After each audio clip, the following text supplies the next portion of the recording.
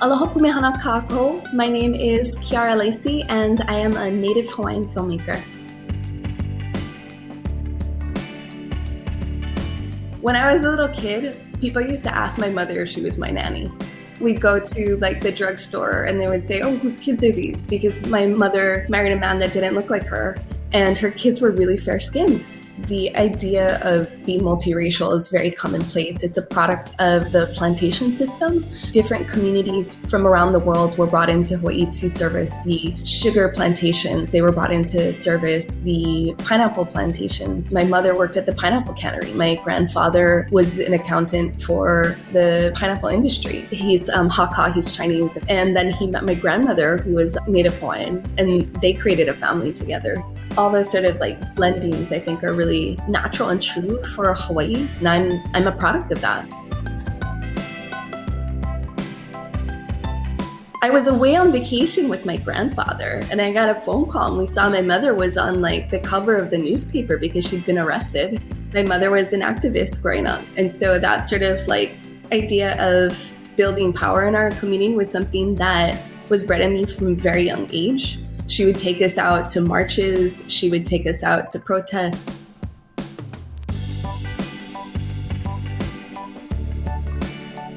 When I was in college, I had a music video obsession. I loved to watch Chris Milk. I loved to watch Michelle Gondry in the heyday, all those White Stripes videos. I loved Billie Eilish's first video. And I'm really interested in the mashup of dark and light, of beauty and gritty. And I think the intersection of the two is a really, really cool space to be at.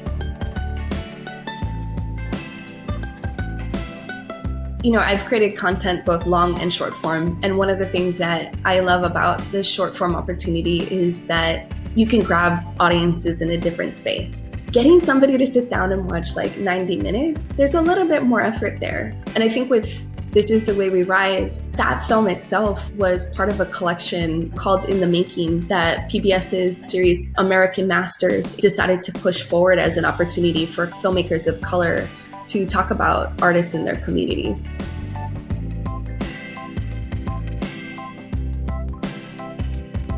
I have been stalking Jamaica for a while. I thought one day there's going to be something that we can work together on. And obviously I don't think she knew that. But when American Masters began the conversation about making short films featuring by BIPOC artists, I was like, this is what I've been waiting for. This is the moment. And so we went to lunch, and that was how it started.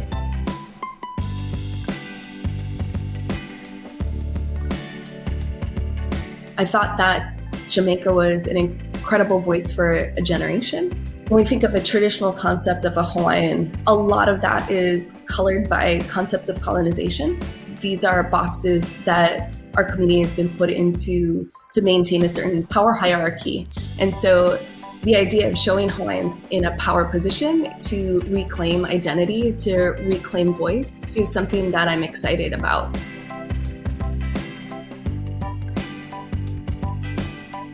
And what does good mean? It means what's good to you.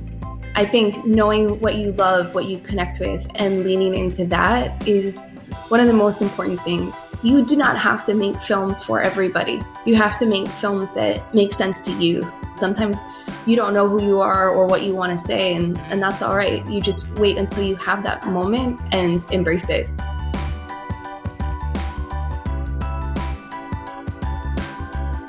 As a Hawaiian, our worldview is collective. It's not solely about the protection of the I, it's about also the we. You know, we hear this word aloha. What does aloha mean? Alo is your face, ha is the breath from your nose. And the breath from your nose is the purest breath. So when I meet you as a Hawaiian, I meet you nose to nose. And we share that clean breath together. And I think that kind of intimacy, how we connect with people, is what we need.